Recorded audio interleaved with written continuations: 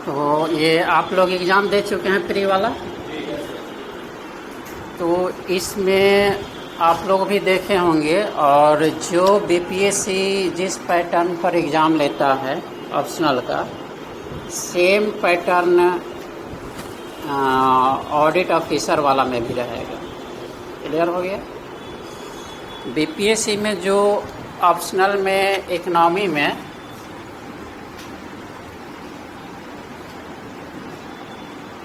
Economics में जो question पूछ रहा है वो 12 क्वेश्चन रह रहे हैं। मेन की बात हम बोल रहे हैं, ठीक है।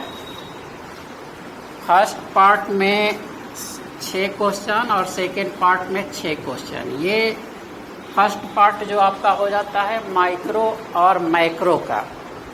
आप लोग बहुत लोग वाकिफ़ नहीं होंगे कि माइक्रो और मैक्रो क्या होता है इकोनॉमिक्स में, ठीक है। तो हम लोग चर्चा करेंगे।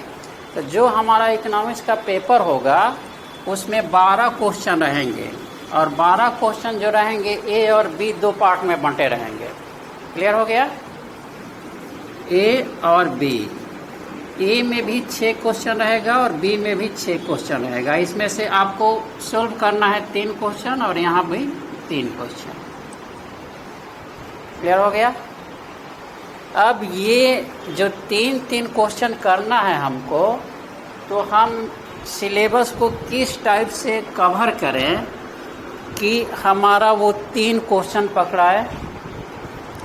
6 क्वेश्चन को आपको टच करना है, लेकिन देखना है कि कौन कौन क्वेश्चन क्या है नंबर फेसिंग क्वेश्चन है, जिसमें नंबर अधिक आए। बात समझ में आ रहा है? आपको 6 क्वेश्चन आएगा, आपकी जानकारी हो जाएगी कि हम 6 क्वेश्चन लिख सकते हैं, लेकिन इस 6 में उन्हीं 3 को पकड़ना है जिसमें नंबर अच्छा आए। क्लियर हो गया?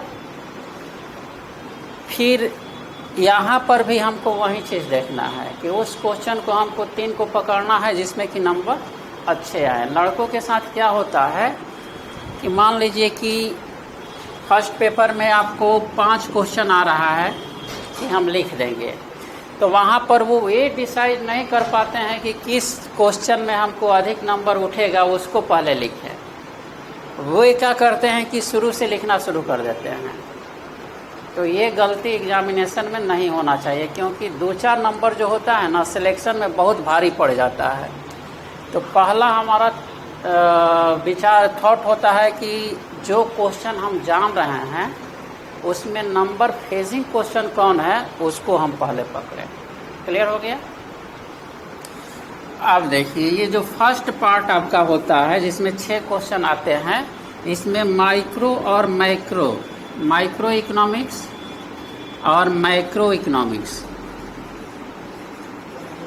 इस दोनों से क्वेश्चन आता है। क्लियर होगा? इंटरव्यू में पूछा जाता है कि माइक्रो और मैक्रो में क्या अंतर है। आप लोग तो सभी लोग इकोनॉमिक्स पढ़ के आए होंगे ग्रेजुएशन में, नहीं पढ़े हैं लोग कुछ? तो ग्रेजुएशन में ना बोल रहे हैं। हाँ, तो इसमें भी इंटरव्यू है। तो ये क्वेश्चन पूछा जाता है कि माइक्रो और मैक्रो में क्या अंतर है। तो आई यहाँ है ना, आई का मतलब इंडिविजुअल होता है, ए का मतलब एग्रीगेट होता है। इंडिविजुअल मतलब व्यक्तिगत, एग्रीगेट मतलब सामूहिक। क्लियर? तो सिंपल है कि जिस अर्थशास्त्र में व्यक्तिगत अवधारणा की व्याख्या हो वो आपका माइक्रो हो गया। जिस अर्थशास्त्र में सामूहिक अवधारणा की बात हो वो मैक्रो हो गया। तो यहाँ हम ये नहीं देख रहे हैं, हम अब आते हैं कि हमको क्या क्या पढ़ना है। ठीक है, इतना आप लोगों को जानना चाहिए। माइक्रो में हम लोगों को जो पढ़ना होता है कंज्यूमर बिहेवियर का नाम आप लोग सुने हैं? कितने लोग सुने हैं?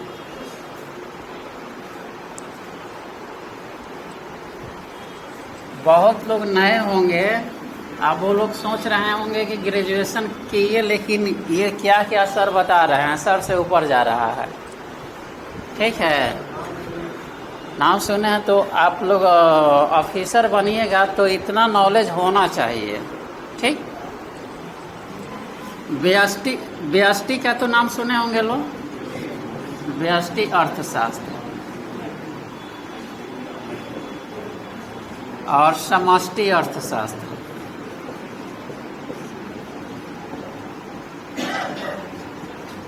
यही ना है, यही माइक्रो और माइक्रो है। अब यहाँ आइए, यहाँ पे हमको उपभोक्ता व्यवहार पढ़ना होता है। पहला उपभोक्ता व्यवहार, ठीक। दूसरा पढ़ना होता है बाजार यानी मार्केटिंग, बाजार। तीसरा पढ़ना होता है साधनों का कीमत, ठीक। इसके बाद एक और होता है अर्थशास्त्र का कल्याण, अर्थशास्त्र का कल्याण या कल्याण अर्थशास्त्र, इसको हम बोल देते हैं वेलफेयर इकोनॉमी।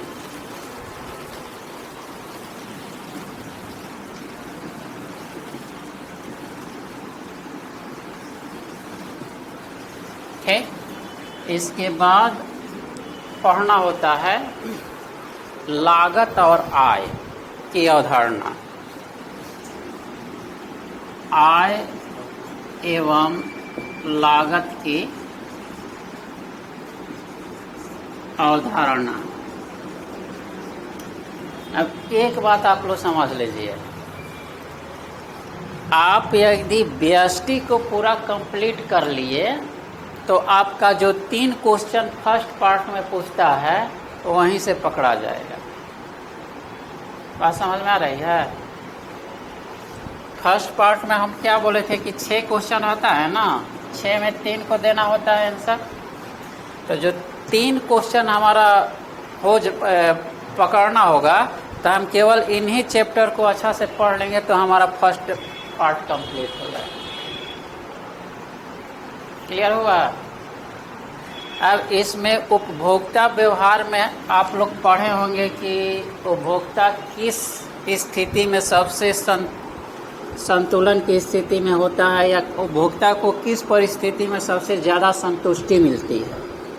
तो जितना उपभोक्ता से संबंधित मूल्य का निर्धारण है कि उपभोक्ता किस स्थान पर संतुलन की स्थिति में होगा, यानी कि उससे अधिक उपभोग करेगा तो उसको हानि हो जाएगी, उससे कम उपभोग करेगा तो उसको घाटा होगा। तो उपभोक्ता को किस बिंदु पर आना चाहिए कि उपभोक्ता संतुलन की स्थिति में रहे। तो पहला जो उपभोक्ता व्यवहार है इसमें हम लोग यही पढ़ते हैं मांग का नियम। मांग का नियम तो सबको मालूम है, ठीक है। अब मांग के नियम से ही संबंधित अवधारणा जो भी है उपभोक्ता व्यवहार में हम लोग पढ़ेंगे। क्लियर हुआ? मांग का नियम किसको किसको याद है? किसी को नहीं याद है? आप लोगों को भी नहीं याद है? अरे सिंपल बात है कि वस्तु का मूल्य अधिक होगा तो मांग कम होगी, वस्तु का मूल्य कम होगा तो मांग अधिक होगी। यही ना मांग का नियम है जी।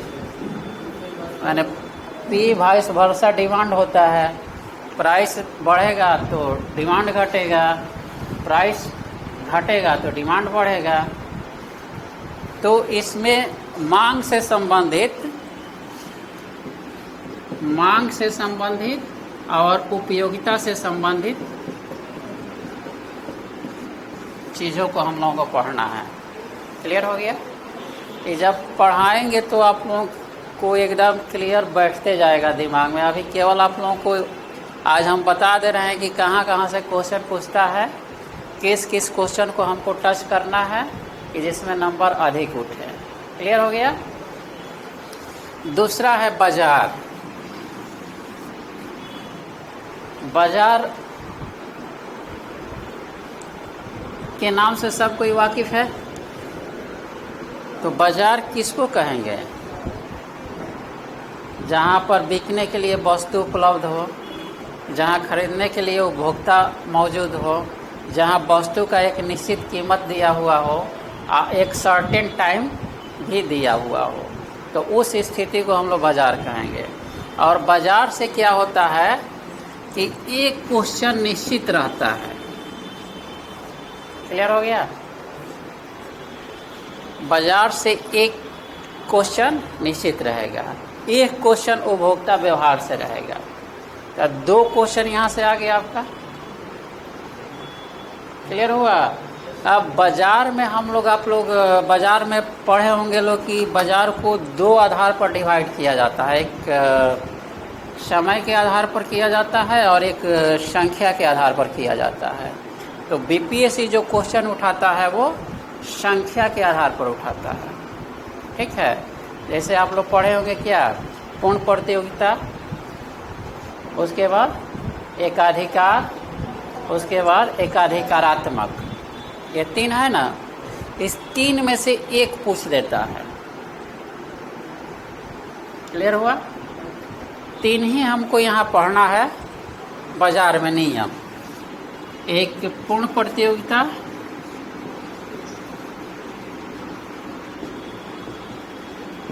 एक एकाधिकार और तीसरा एकाधिकारात्मक।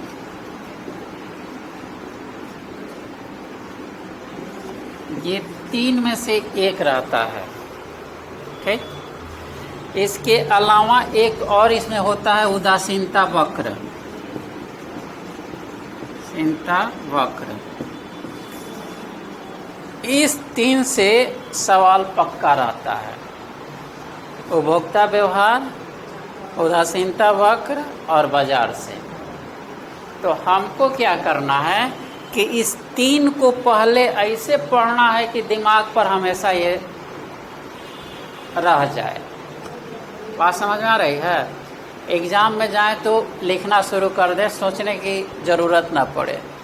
तो ये 3 चीज़, उपभोक्ता व्यवहार, बाज़ार और उदासीनता वक्र, इससे क्वेश्चन निश्चित रूप से रहते हैं।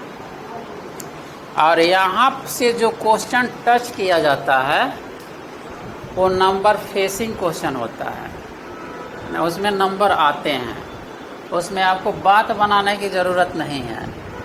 जिस लड़का को फिगर पर कमांड हो गया, इसमें केवल फिगर खींचना है और उसकी व्याख्या कर देना है, कुछ दिमाग नहीं लगाना है। ठीक है? जब पढ़ाएंगे उपभोक्ता व्यवहार, बाज़ार और उदासीनता वक्र, तो आप लोग देखिएगा कि केवल फिगर पर ही सब है। ये जिसको फिगर पर कमांड हो गया वो आपका माइक्रो इकोनॉमिक्स समझ गया, उसको कहीं दिक्कत नहीं होगी। और इसमें इसलिए नंबर नहीं कटता है कि इसमें फिगर खींच के हम उसकी व्याख्या कर देते हैं केवल, बस। तो ये हमारा रहा ये 3, उपभोक्ता, बाज़ार और उदासीनता वक्र। यहाँ से भी क्वेश्चन पूछता है, और यहाँ से लिखने के, यहाँ से जो क्वेश्चन पूछता है, यहाँ वाले क्वेश्चन भी नंबर फेसिंग होते हैं। यहाँ से भी जो क्वेश्चन आते हैं उसको टच कीजिएगा तो नंबर कटेगा नहीं। 2-3 नंबर कटता है और उसके बाद टोटल नंबर मिल जाता है। तो ये 4 पर हमको कमांड कर लेना है। किस में? माइक्रो इकोनॉमी में। क्लियर हुआ? और ऐसा मत सोचिएगा लोग कि हम नहीं पढ़ाएंगे, ये भी पढ़ा देंगे। ठीक है? यही पढ़ाएंगे, वहाँ से शॉर्ट नोट्स टाइप का पूछ देता है। ठीक, मान लीजिए कि ABCD कर दिया एक क्वेश्चन में, और एक यहाँ से दे दिया, एक यहाँ से दे दिया और एक यहाँ से दे दिया, तो आप लोग तो फंस गए। वैसा नहीं करना है, हम इस सब को पढ़ा देंगे। क्लियर? तो आप लोग देख लीजिए कि हमको माइक्रो में यानी कि व्यष्टि अर्थशास्त्र में क्या पढ़ना है। और सबसे ये हमारा ये रहेगा, सजेशन रहेगा कि आप लोग जाके आज पहले कोई बुक खरीदिए। ठीक है, जब तक आपके पास बुक नहीं रहेगा तब तक इकोनॉमिक्स पढ़ने में मज़ा नहीं आएगा। आप लोग बुक जाके लीजिए और उसके बाद हम लोग इस चीज़ को देखेंगे।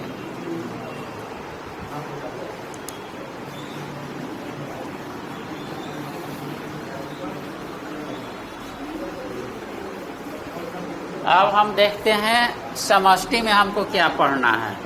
ठीक है, समष्टि अर्थशास्त्र। समष्टि में हम लोगों को पढ़ना है राष्ट्रीय आय एवं अवधारणा। दूसरा पढ़ना है बचत एवं निवेश। तीसरा पढ़ना है आपको आय एवं रोजगार का सिद्धांत।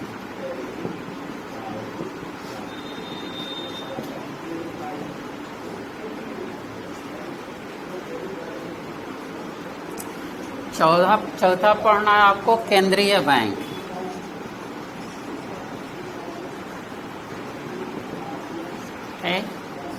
पांचवा पढ़ना है अंतर्राष्ट्रीय अर्थशास्त्र। तो अंतर्राष्ट्रीय अर्थशास्त्र में हम लोग ये अंतर्राष्ट्रीय अर्थशास्त्र भी समष्टि अर्थशास्त्र के अंतर्गत आता है, इसलिए यहाँ अंतर्राष्ट्रीय अर्थशास्त्र के अंतर्गत हमको पहले क्या पढ़ना है, विश्व बैंक, अंतर्राष्ट्रीय मुद्रा कोष,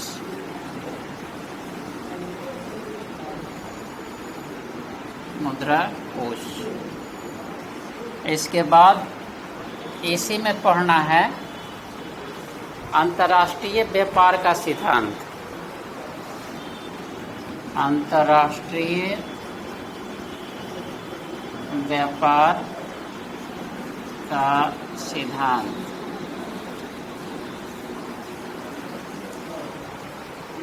और इसके बाद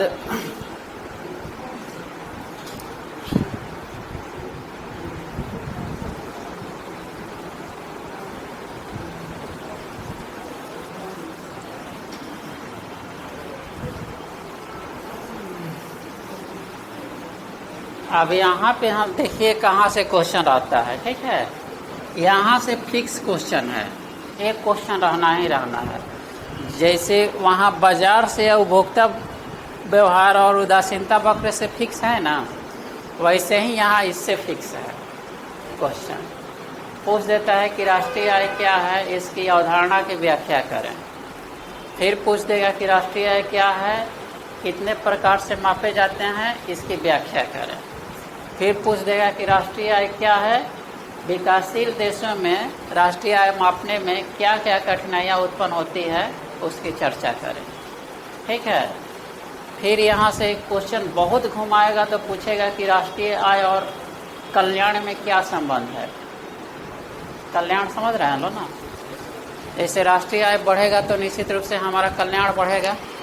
कल्याण किसको कहते हैं, उपभोग से प्राप्त संतुष्टि को ही हम लोग कल्याण के रूप में जानते हैं कि जितना हमको संतुष्टि मिलेगी वही हमारे लिए कल्याण है। तो हमारा जब आय बढ़ेगा तो हमारी संतुष्टि की पूर्ति होगी अधिक से अधिक। तो सीधा दिखाई देता है कि राष्ट्रीय आय बढ़ने के साथ साथ क्या होता है, कल्याण में भी वृद्धि होती है। लेकिन बहुत से ऐसे केस हैं जहाँ पर राष्ट्रीय आय बढ़ने के बावजूद भी कल्याण में वृद्धि नहीं होती है। मान लीजिए कि हमारा आय बढ़ रहा है, हम सिगरेट, शराब, जुआ उस पर पैसा को व्यय करेंगे तो क्या हमारा कल्याण बढ़ेगा? नहीं बढ़ेगा। यदि उसी पैसा को अपने बच्चे को शिक्षा में या पौष्टिक आहार लेने में हम खर्च करेंगे तब बढ़ेगा। तो उसमें भी हम कंडीशन 4-5 है, जब पढ़ाया जाएगा तो उसको बताया जाएगा।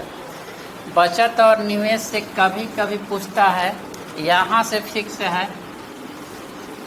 आय एवं रोजगार का सिद्धांत जो है इससे क्वेश्चन रहता है। केंद्रीय बैंक से क्वेश्चन रहता है 2 तरीक़ा से।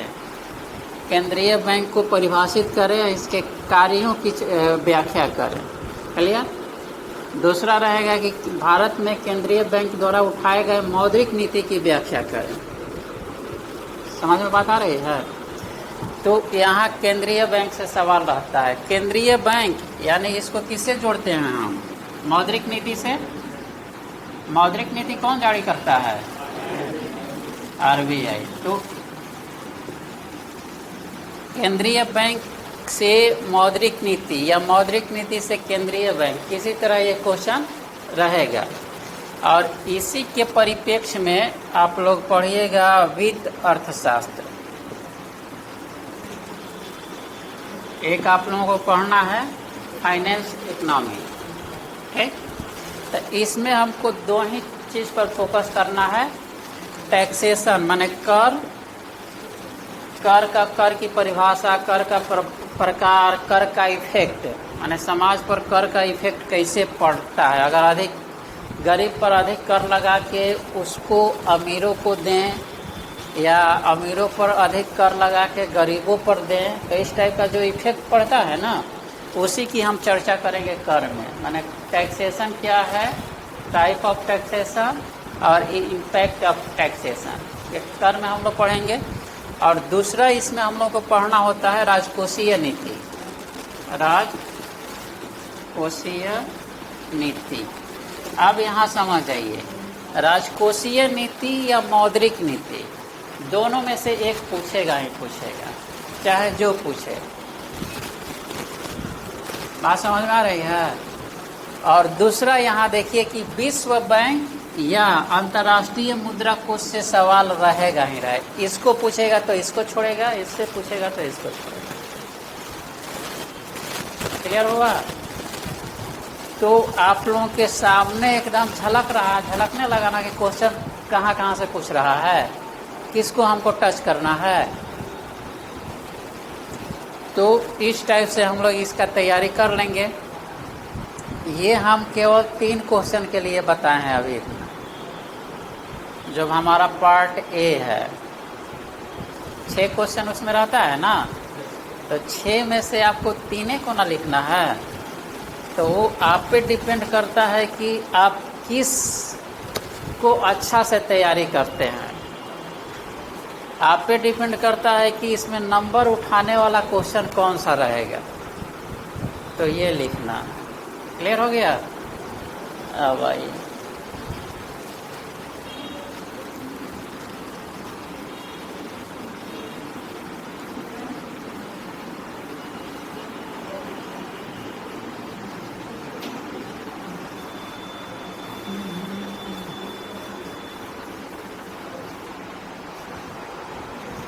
दूसरा सेकेंड पार्ट है आपका भारतीय अर्थव्यवस्था यानी इंडियन इकोनॉमी।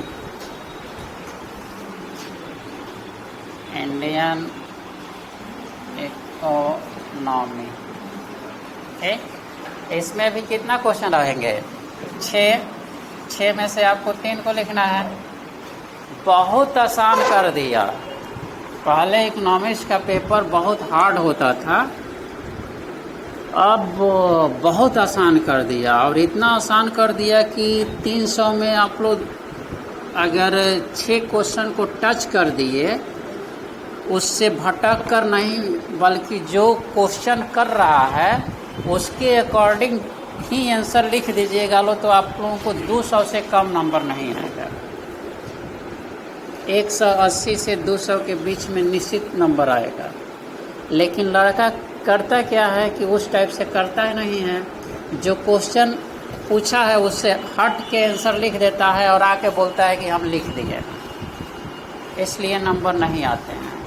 यदि अकॉर्डिंग टू आंसर लिखिएगा क्वेश्चन का, तो निश्चित रूप से 180 से 200 के बीच में आपका नंबर आराम से आ जाएगा। ठीक है? और इसके लिए ज़्यादा मेहनत नहीं करने की ज़रूरत है, बल्कि प्रैक्टिस करने की ज़रूरत है। मेहनत और प्रैक्टिस में अंतर होता है, इसलिए प्रैक्टिस कीजिएगा लो तो निश्चित रूप से नंबर आएगा। अब आइए इंडियन इकोनॉमी। वहाँ से कम नंबर यहाँ नहीं उठता है, समझे? हमारा अक्सरहा नंबर इसी पार्ट में अधिक रहा है। अगर उस पार्ट में मान लीजिए कि पहले एग्ज़ाम होता था 200 का, तो फर्स्ट पेपर में यदि हमारा 160, 65, 170 आता था तो इसमें 175 आता था। ठीक है, तो ऐसा नहीं है कि इस पर कमांड कीजिएगा तो उससे ये कम नहीं है। इसमें क्या दिमाग लगाना है, केवल जहाँ इस से संबंधित क्वेश्चन में लगता है आपको कि डाटा और फिगर देना ज़रूरी है, फटाक देना वहाँ पुटअप कर दीजिए। बात समझ में आ गए? जैसे इसमें पहला पढ़ना होता है आपको राष्ट्रीय आय, इसमें भी राष्ट्रीय आय है और माइक्रो में भी राष्ट्रीय आय है, तो वहाँ कंसेप्ट पढ़ना है। और यहाँ पर क्या पढ़ना है कि हमारे देश की जो राष्ट्रीय आय है उसमें क्या परिवर्तन हो रहा है, उसमें किन किन क्षेत्रों का कितना कितना योगदान है, क्यों ग्रोथ रेट बढ़ नहीं रहा है, क्यों ग्रोथ रेट कम है, हम विकासशील क्यों हैं। तो ये सब चीज़ यहाँ का पढ़ना है राष्ट्रीय आय में। जैसे हम लोग बोलते हैं ना कि वर्तमान में एलपीजी के एरा के पश्चात भारतीय राष्ट्रीय आय के पैटर्न में परिवर्तन हुआ है। ये लाइन लिख देगा, पूछेगा कैसे, समझ गए लोग? तो इसमें क्या करना होता है कि जैसे 90 आपका एलपीजी कब शुरू हुआ, 90-91 से, तो 91 का हम डाटा देखेंगे कि राष्ट्रीय आय में, राष्ट्रीय माने जीडीपी में प्राइमरी सेक्टर, सेकेंडरी सेक्टर और टर्टरी सेक्टर का क्या योगदान था। क्लियर हो गया? फिर ये हम देख लिए कब, 1991 में। फिर हम, अगर आपको डाटा याद है तो 3 डाटा लीजिए, डाटा याद नहीं है तो 3 डाटा लीजिए, डाटा याद है तो 4-5 डाटा आप ले सकते हैं। क्लियर हो गया? जैसे मान लीजिए कि 21 चल रहा है, 21 चल रहा है तो हम 91 का लिए, डाटा याद नहीं है तो हमारा तो 2001 का डाटा याद रहेगा, फिर 2021 का डाटा लिख देंगे। क्लियर? लेकिन परफेक्ट आंसर जब कब होता है कि जब इसके इर्द गिर्द एक और डाटा दे दीजिए। जैसे 21 लिख रहा है ना, तो उसके नीचे 20 का दे दीजिए या 19 का दे दीजिएगा, तो फ्लैक्चुएशन मालूम हो जाएगा कि प्राइमरी सेक्टर का 19 में राष्ट्रीय आय में योगदान इतना था तो 21 में इतना हो गया। यहाँ से तो हम सीधे फ्लैक्चुएट कर रहे हैं ना, लेकिन नज़दीक का फ्लैक्चुएशन तो नहीं दिखा पा रहे हैं, तो यहाँ पर वहीं दिखाया जाता है। तो हम देख लेंगे कि प्राइमरी सेक्टर का कितना था, सेकेंडरी का कितना था, टर्टरी का कितना था। इसको क्या करना है कि ग्राफ पर दिखा देना है। लड़के क्या करते हैं कि कहानी टाइप के लिख के आ जाते हैं, जान रहे हैं वो, लेकिन इसको ऐसे टाइप के लिख के आ जाएंगे। बात समझ में आ रही है? तो ऐसे टाइप के लिखने से नंबर नहीं ना मिलेगा, इसमें आपको थोड़ा सा कलाकारी करना पड़ेगा। डाटा का चार्ट बनाइए और उसके नीचे फिगर दे दीजिए, ठीक? तो निश्चित रूप से आपका नंबर सामान्य से 5-7 बढ़ जाएगा।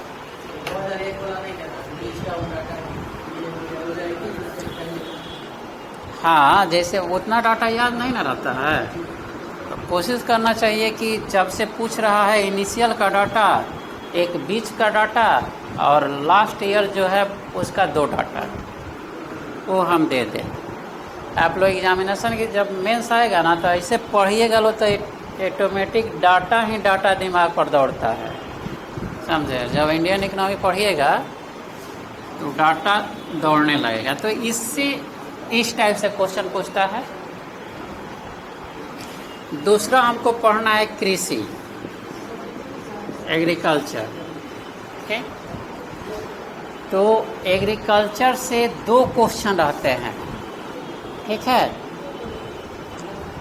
यहाँ से एक क्वेश्चन पूछे या ना पूछे, लेकिन एग्रीकल्चर से 2 क्वेश्चन फिक्स रहता है। अब एग्रीकल्चर में क्या क्या पढ़ना है ये देखिए। पहला पढ़ना है हरित क्रांति, दूसरा पढ़ना है भू सुधार, यानी कि भूमि सुधार।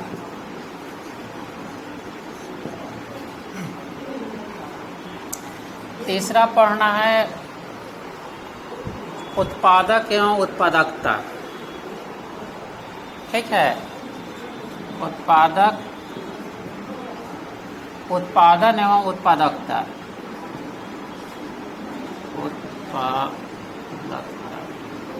ठीक। और चौथा भारतीय कृषि की विशेषता।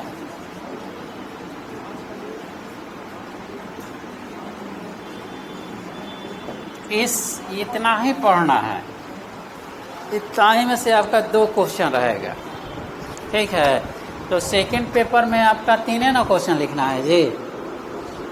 तो 2 क्वेश्चन तो आप एग्रीकल्चर से पकड़ लीजिएगा। अब पानी ना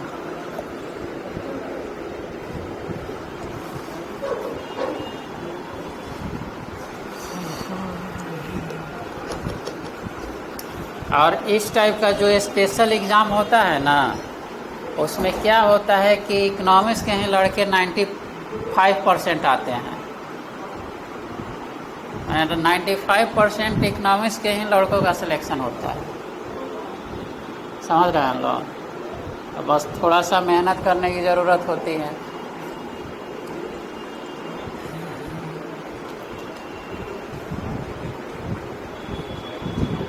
और आप लोगों के सामने एओ है, डबल एओ है, वो भी तो है। दोनों का सेम ही सिलेबस है। ठीक।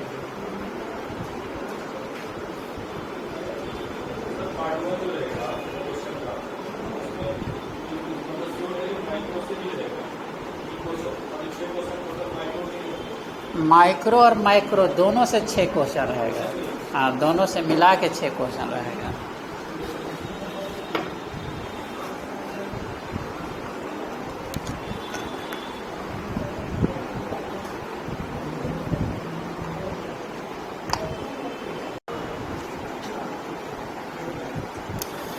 अब आप लोग सब कोई हरित क्रांति से वाकिफ़ हैं?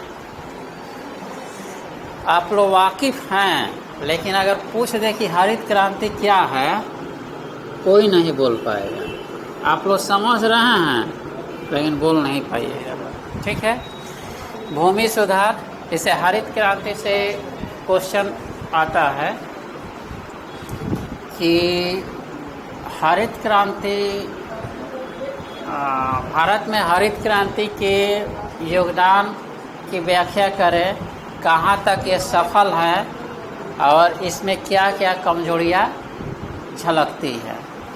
यह हरित क्रांति एक तरफ जहाँ कृषि में उत्पादन को बढ़ावा दिया है, तो वहीं दूसरी तरफ असमानता, आर्थिक असमानता में भी वृद्धि की है। कैसे? तो इस टाइप से क्वेश्चन आता है। ठीक है, तो हरित क्रांति आप लोग को पढ़ाएंगे तो देखिएगा इसमें कितना अच्छा लगेगा डाटा और चार्ट से।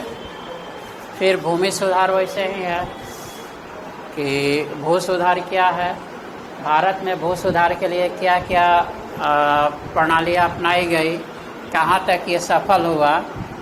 कभी कभी बिहार भी जोड़ देता है इसमें कि बिहार में भू सुधार के लिए क्या क्या कदम उठाए गए हैं और कहाँ तक सफल है। क्या भूमि सुधार कृषि उत्पादन में वृद्धि के लिए जिम्मेदार है या नहीं। तो इस टाइप से क्वेश्चन रहता है। जब इस चीज़ को आप समझ जाइएगा, आपके पास डाटा आ जाएगा, तो इससे किसी टाइप से क्वेश्चन पूछेगा आप तो लिख लीजिएगा। ठीक है। तीसरा है उत्पादन एवं उत्पादकता। ठीक, उत्पादन तो आप लोग समझ रहे हैं।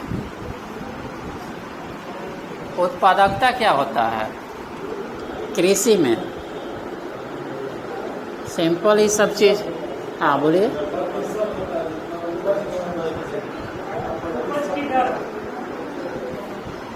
कृषि के लिए प्रति हेक्टेयर उत्पादन को उत्पादकता कहा जाता है। ठीक है, तो जब पढ़ाएंगे तो इसको बताएंगे। अब पूछता है यहाँ से सवाल कि भारत में कृषि उत्पादकता निम्न होने का क्या कारण है। हरित क्रांति भू सुधार के बावजूद भी भारतीय कृषि की उत्पादकता निम्न है। कैसे? तो इसमें डायरेक्ट लड़के क्या कर लेने लगते हैं कि मान लीजिए कि कारण सीधे लिखना शुरू कर देंगे कि ये कारण है, ये कारण है, ये कारण है। अरे भैया, पहले निम्न कह रहा है तो निम्न को प्रूफ तो कीजिए कि पहले निम्न कैसे है। बात समझ में आ रही है? तो निम्न के लिए हम क्या करेंगे? अदर देश से तुलना करेंगे, अमेरिका से करेंगे, चीन से करेंगे, इंग्लैंड से करेंगे, अपने पड़ोसी देशों से करेंगे। तब उससे करने के पश्चात देखेंगे कि हाँ, हमारे यहाँ निम्न उत्पादकता है। ये पहले पार्ट का प्रूफ कर दिए हम। अब वहीं पे एग्जामिनर आपसे खुश हो गया कि लड़का का पकड़ है इस पे। अब उसके बाद वो केवल पॉइंट देखेगा, आपका नंबर बैठा देगा। तो पहले हम प्रूफ करेंगे कि हाँ, भारत में निम्न उत्पादकता वास्तव में है कि नहीं है। तो है, तो अब कारण हम जब जानते हैं वो लिखेंगे। ठीक है, कारण इसमें बताएंगे आप लोगों को। उसके बाद है भारतीय कृषि की विशेषता। ठीक है, तो भारतीय कृषि की विशेषता जो पढ़िएगा ना, तो इसमें से बहुत चीज़ ऐसा निकल के आएगा जो भारतीय उत्पादन और उत्पादकता के कमी का कारण बन जाता है। भारतीय कृषि की विशेषता एक कोई बता सकता है? एक या दो बताएं। जीवन निर्वाह कृषि। ठीक,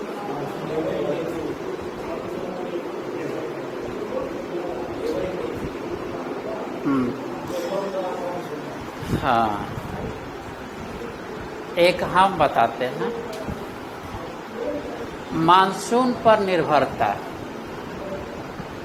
भारतीय कृषि की सबसे बड़ी विशेषता क्या है? मानसून पर निर्भरता। जब मानसून अच्छी होगी तो हमारा उत्पादन भी अच्छा होगा।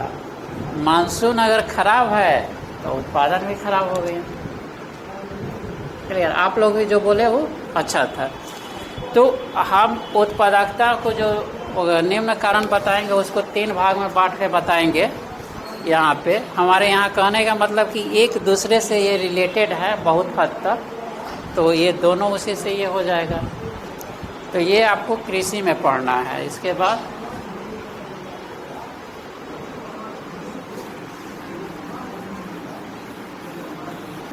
आप लोग जो बोल रहे हैं वो लिख लीजिएगा लोग कॉपी में, क्योंकि हम आएंगे पूछेंगे कि क्या पढ़ाना है, तो सिस्टमेटिक बताइएगा, लोग उसी अनुसार पढ़ाएंगे हम। ठीक है, ऐसा ना कि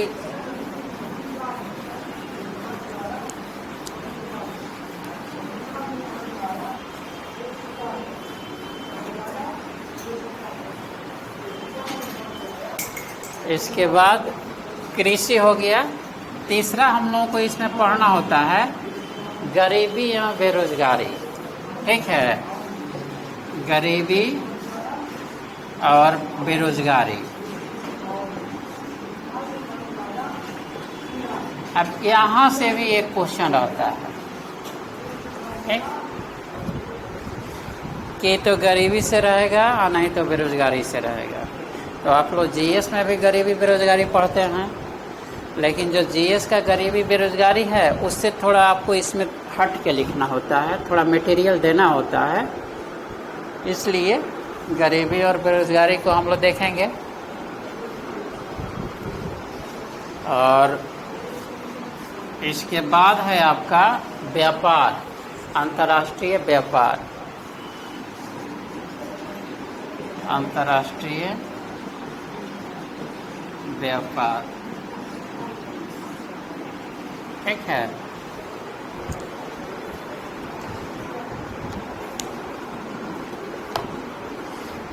अंतर्राष्ट्रीय व्यापार में पूछता है संरचना और दिशा। संरचना और दिशा, ठीक। और वृद्धि के लिए, निर्यात बढ़ाने के लिए सरकार द्वारा उठाए गए कदम।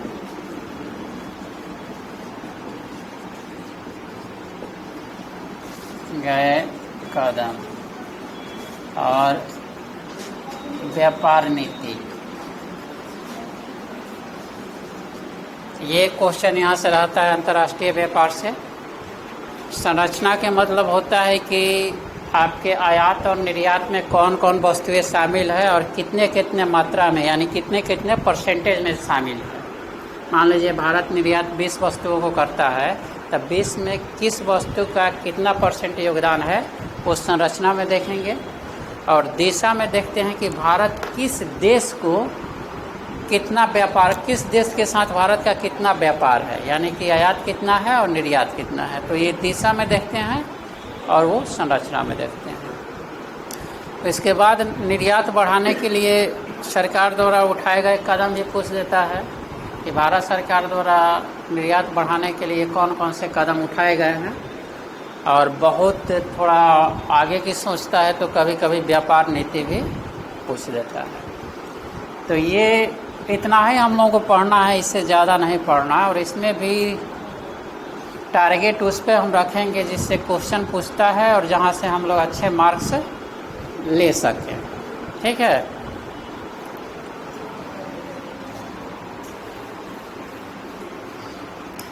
इसमें कभी कभी देख लीजिएगा लोग कृषि शाख भी पूछ देता है। कृषि शाख हालांकि कभी कभार पूछता है।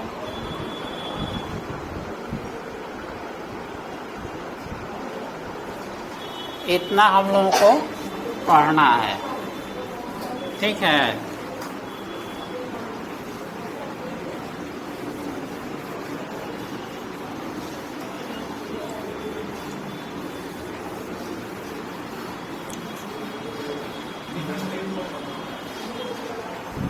हाँ बोलिए।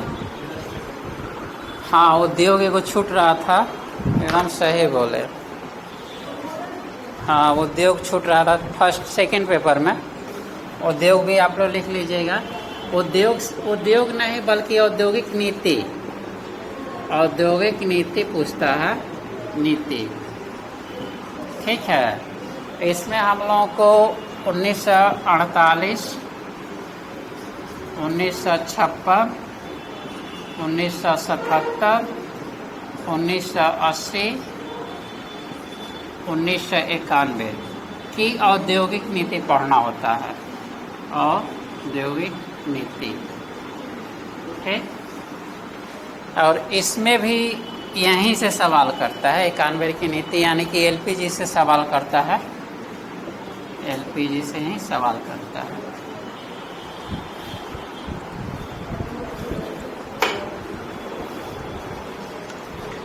सेकेंड पेपर तो हाँ, सेकेंड पेपर ये होता है कि आपस में डिस्कशन बोलते बोलते ये सेकेंड पेपर कंप्लीट हो जाता है। ठीक है।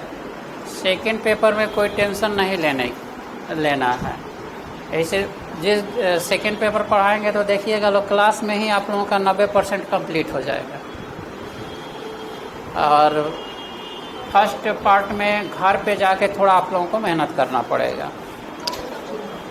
कैसे? हाँ, अभी आप लोग बुक लीजिए। पहले अभी आप लोग सुमन का बुक ले लीजिए। कहाँ से कि सुमन का बुक बहुत सरल लैंग्वेज है। और नहीं तो जिसको टफ लैंग्वेज समझ में आएगा तो वो झिंगन का बुक ले लें। ठीक। हाँ, एनसीईआरटी से नहीं ना पकड़ाएगा ये सब। लाल ना लाल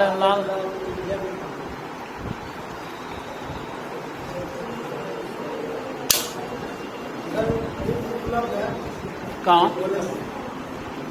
सुमन। हाँ, मार्केट में नहीं मिल रहा है। सुमन का आप लोग लीजिएगा ना तो सुमन इनिशियल वे है, पढ़िएगा तो समझ में आएगा। हाँ, और नहीं तो थोड़ा ज़्यादा मेहनत करना है तो आप लोग झिंगन का बुक तो बहुत स्टैंडर्ड बुक है। ठीक है। तो झिंगन का वो ले लीजिएगा। लो आप मिश्रापुरी वाला आप लोग ले लीजिएगा सेकेंड पेपर। हाँ, इंडियन इकोनॉमी। आप लोग लैंग्वेज देख लीजिएगा। दत्त और सुंदरम में बहुत ज़्यादा मटेरियल है। लेकिन उसका लैंग्वेज टफ है, दोनों मीडियम में है, ठीक है। और मिश्रा और पुरी में क्या है कि वो आपको क्वेश्चनायर टाइप का लिखा हुआ है और अच्छा वो समझ में आ जाएगा आपको। तो आप लोग देख लीजिएगा, पहले तो किताब बुक के स्टॉल पर जाइएगा लो, हाँ एच.एल. आहूजा अच्छा है, वो भी बहुत अच्छी बुक है, लेकिन उसमें इतना डिस्क्राइब कर देता है ना। हाँ देख लीजिएगा, आपको जिसका कोई बुक खराब नहीं होती है, एक ही बुक को बार बार पढ़िएगा ना तो वो 10 बुक के बराबर से अधिक का काम देता है। हाँ हम तो झिंगन का ही बेस बनाए थे।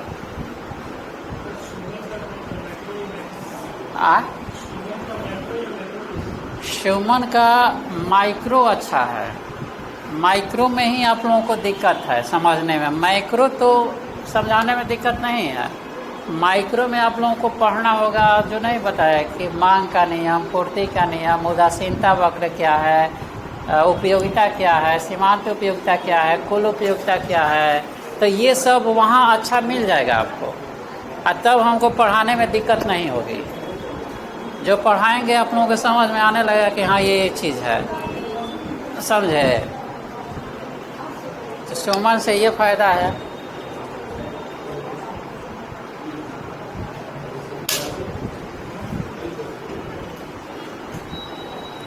आप लोग नेक्स्ट क्लास में जब भी आइएगा,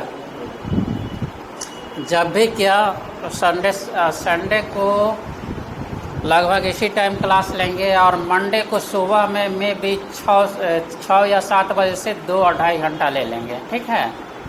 अब बीच में भी एक दिन आपको लोगों को टाइम देंगे, माने हम कोशिश करेंगे कि सप्ताह में 3 क्लास आप लोगों को ले लें। कहाँ से कि इकोनॉमिक्स रोज़ रोज़ पढ़ने वाला चीज़ नहीं है, एक दिन पढ़ाएंगे तो आप लोगों को 2 दिन लगेगा उसको संभालने में, ठीक। और संभाल लीजिएगा लो तो निश्चित रूप से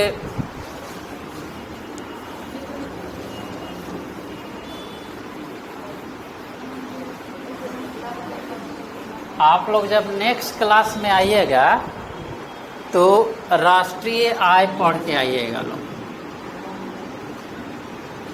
राष्ट्रीय आय एवं अवधारणा, ठीक है।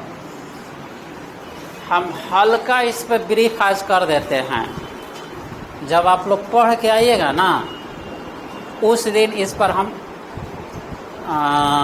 जिस टाइप से क्वेश्चन पूछता है उस टाइप से पढ़ाएंगे या लिखवाएंगे, ठीक।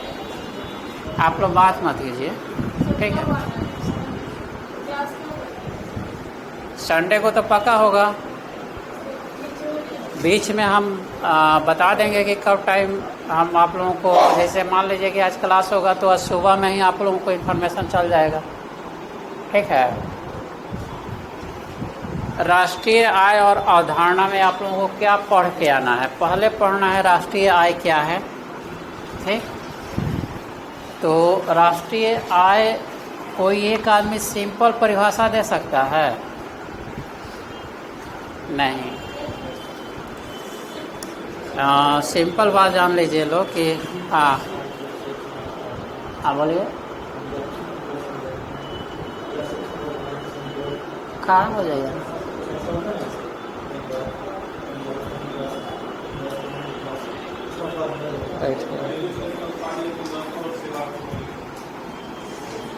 देखिए सिंपल में जान लीजिए, हाँ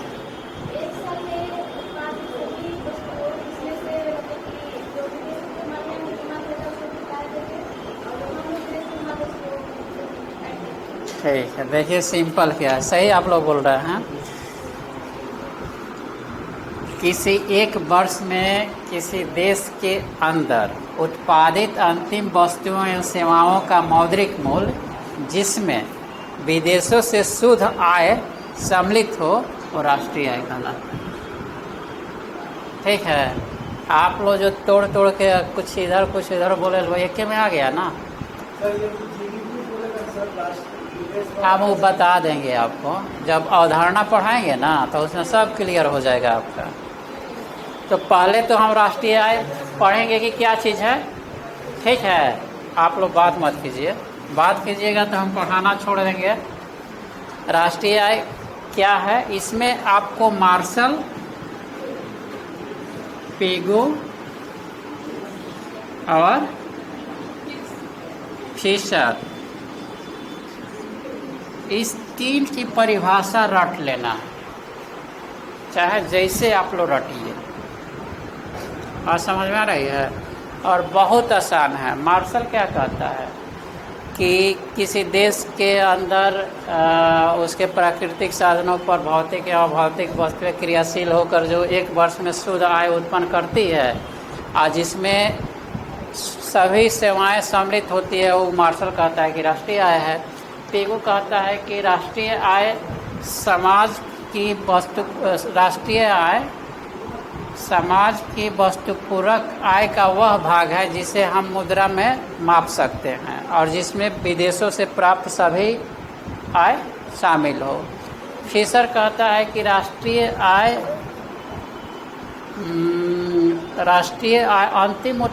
अंतिम उपभोक्ताओं द्वारा उपभोग की गई वस्तुओं एवं सेवाओं के जोगफल को ही ये फिशर बोलता है कि राष्ट्रीय आय है। माने उपभोक्ता माने समाज जितना उपभोग किए वहीं ये फिशर बोलता है कि राष्ट्रीय आय है। तो एक चीज़ आप लोग देखिएगा कि कोई उत्पादन को सम्मिलित करता है तो कोई व्यय को सम्मिलित करता है, इसी दो के चक्कर में दोनों है। फिशर क्या बोलता है कि उपभोग की गई, तो उपभोग कब करेंगे, जब हम व्यय करेंगे, तो यहाँ व्यय की अवधारणा हुई। यहाँ मार्शल कहता है कि उत्पादित शुद्ध वस्तुओं एवं सेवाओं का योगफल बोलता है, तो यहाँ ये उत्पादन पर जाता है। ये क्या कहता है कि समाज जिसको मुद्रा में मापा जा सके उसको पेगो बोलता है कि राष्ट्रीय आय है। तो इसी तीनों के परिभाषा से एक कंक्रीट परिभाषा हम निकालते हैं। अब समझ में आया, पूछ देगा कि राष्ट्रीय आय क्या है, इसको परिभाषित करें। अगर 10 नंबर का होगा तो आपको तीनों की परिभाषा लिख के नीचे कंक्लूजन लिखना होगा, जो हम पहले परिभाषा आप लोगों को फर्स्ट में बताया। केवल एक लाइन में आप लोग वो परिभाषा लिख दीजिएगा तो 10 में से 10 थोड़ी मिलेगा, 2-3 नंबर मिलेगा, हो गया। इसलिए बोले कि इसको आप लोगों को रट लेना है, पहली बात। इसके बाद आता है कि इसकी अवधारणा से भी सवाल रहता है। तो राष्ट्रीय आय की जो अवधारणा है वो कौन कौन से है, यानी कि राष्ट्रीय आय को हम किस किस रूप में जानते हैं। तो आप लोग पहले जानते होंगे सकल घरेलू उत्पाद, नाम सुने हैं ना, उत्पाद। फिर सुने होंगे शुद्ध घरेलू उत्पाद,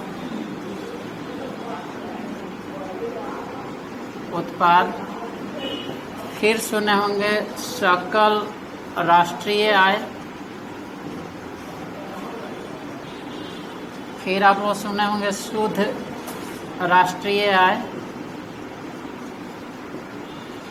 और यहीं पे आप लोग साधन लागत पर शुद्ध राष्ट्रीय आय या राष्ट्रीय उत्पाद। ये तो आप लोगों के ऑब्जेक्टिव में भी सवाल रहता है कि राष्ट्रीय आय क्या है। तो जहाँ साधन लागत पर शुद्ध राष्ट्रीय उत्पाद होता है उसी को राष्ट्रीय आय बोलते हैं ना। ये अवधारणा है आपका। इसके बाद निजी आय,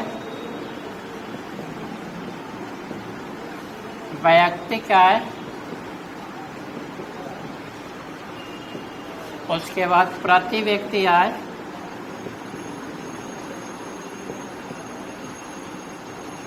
और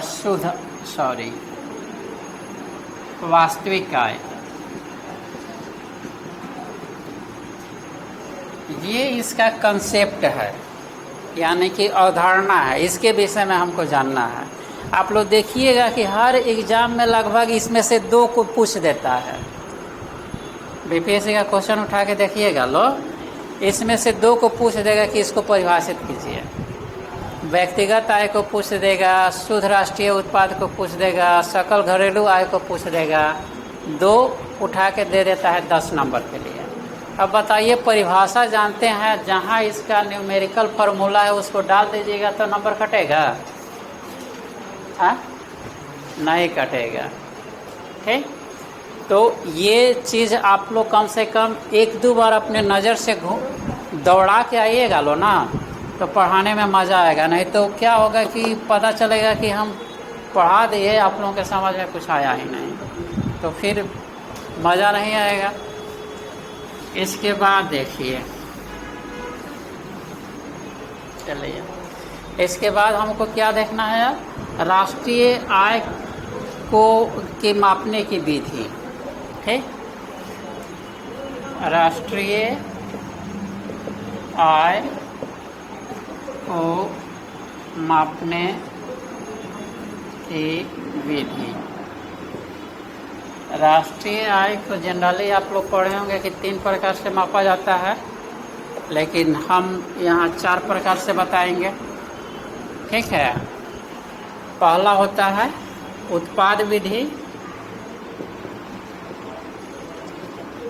दूसरा होता है आय विधि, तीसरा होता है व्यय विधि, और चौथा होता है मूल्य बढ़ाव विधि।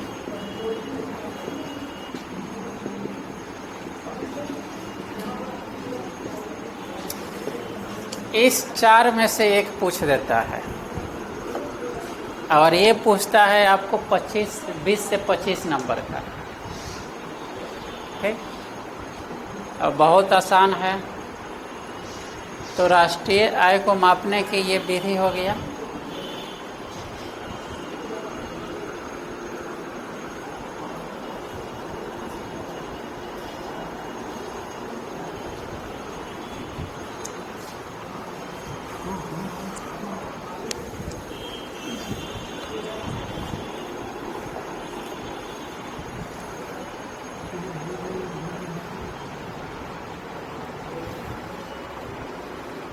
हो गया?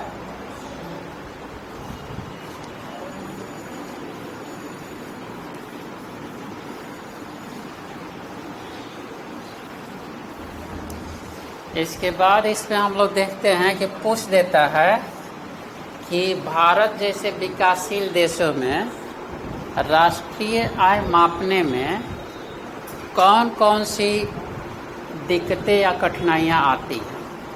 ठीक है, राष्ट्रीय विकासशील देश लिख लीजिएगा लो, विकासशील देश में राष्ट्रीय आय मापने में आने वाली कठिनाई। और इसके बाद राष्ट्रीय आय एवं कल्याण, यही हम लोगों को पढ़ना है। और हमको उम्मीद है कि ये आप लोग पढ़ के आइएगा इतना, तो पढ़ाने में ये इतना आप लोग पढ़ लिए तो समझिए क्वेश्चन आपका क्लियर हो गया। ठीक है, और जब पढ़ाएंगे तो ये क्लासे में आप लोगों को रटा जाएगा। ठीक, तो इतना आप लोग 1-2 बार पढ़ लीजिएगा ना, हम फिर पढ़ाएंगे तो आप लोगों को फिर से 1-2 बार इस चैप्टर को देखने की ज़रूरत पड़ेगी, अन्यथा ये समाप्त हो जाएगा। ठीक,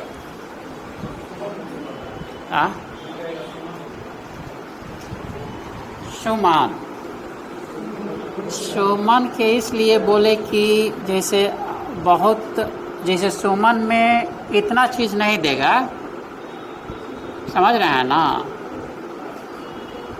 सुमन है कि जैसे हम माइक्रो के लिए सुमन बहुत अच्छा है कि उसमें जो छोटा छोटा टर्मिनोलॉजी आएगा पढ़ने में वो वहाँ से आप लोग समझ लीजिएगा, और यहाँ पे हमको पढ़ाने में कोई दिक्कत नहीं होगी। नहीं तो उसी में कोई पूछ देगा, मान लीजिए कि हम मांग का नियम पढ़ा रहे हैं कि मांग के नियम को प्रभावित करने वाले कौन कौन कारक हैं, तो कोई पूछ देगा कि सर मांग का नियम ही क्या है। आप समझ रहे हैं, हम तो बताएंगे, लेकिन आप लोग वो सुमन इसको बहुत अच्छा से सरल शब्द में बता दिया है कि मांग क्या है। अब किसी को मांग मालूम है क्या है? नहीं ना मालूम है? मांग किसे कहते हैं? नहीं मालूम है? मांग के लिए कितना अच्छा चीज़ है, समझ लीजिए लो। मांग के लिए सबसे ज़रूरी क्या है? इच्छा होना चाहिए। जब इच्छा है तो हमारे पास क्रय शक्ति भी होनी चाहिए, जिस वस्तु के लिए इच्छा हुई है। और जिस वस्तु के लिए इच्छा हुई है वो वस्तु भी होनी चाहिए। मान लीजिए कि हमको स्वर्ग की इच्छा हो गई, तो ये तो असंभव, ये हमारा मांग नहीं है। तो मांग वही ना होगा कि मान लीजिए कि 1 किलो सेब की इच्छा हुई हमको, तो सेब भी है, हमारे पास इच्छा भी है, और हमारे पास क्रय शक्ति भी है, तभी ये मांग नहीं है। सेब का कीमत निश्चित होना चाहिए और समय निश्चित होना चाहिए। मान लीजिए कि 1 बजे रात में हमको सेब खाने की इच्छा हो जाए, तो 1 बजे रात में कौन दुकान खुला रहेगा? तो मांग हमारा मांग नहीं ना होगा। फिर से एक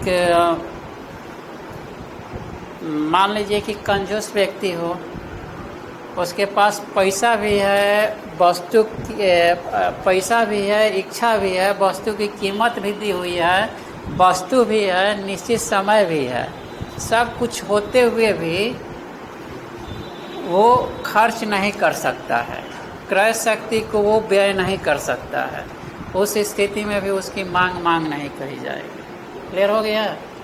मांग के लिए जो 4-5 चीज़ होना चाहिए, अगर किसी भी परिस्थिति में ये 4-5 चीज़ मौजूद है तो वो मांग कही जाएगी। तो ये सब चीज़ आपको कहाँ मिल जाएगा? सुमन में मिल जाएगा। ठीक? और ये सब चीज़ जानना भी चाहिए।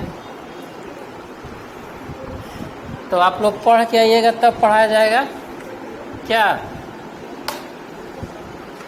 ठीक है, पढ़िएगा लोग, तब पढ़ाने में अच्छा लगेगा। नहीं तो हम तो अभी बक देंगे, सब बक देंगे तो क्या हो जाएगा कि ऊपर से जाएगा। एक बार आप लोगों के नज़र से आ गया होगा कि जैसे निजी आय, आप लोग नया टर्म सुन रहे होंगे, व्यक्तिगत आय, वास्तविक आय। जैसे प्रति व्यक्ति आय तो आप लोग जानते हैं, इधर सकल घरेलू उत्पाद, शुद्ध घरेलू उत्पाद, सकल राष्ट्रीय आय, शुद्ध राष्ट्रीय आय, साधन लागत पर राष्ट्रीय आय, ये तो आप लोग सुने हैं, लेकिन सुने हैं, सही रूप से आपको परिभाषा नहीं मालूम है।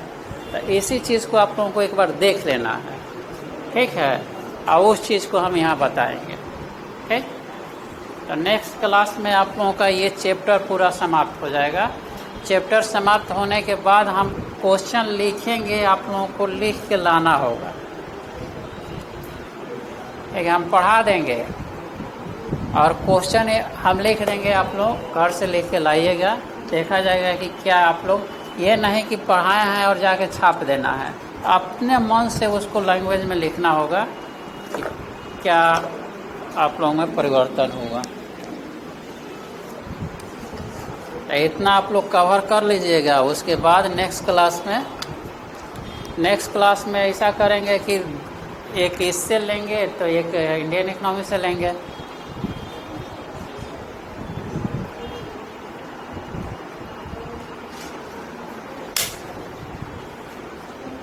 क्या बोलिए?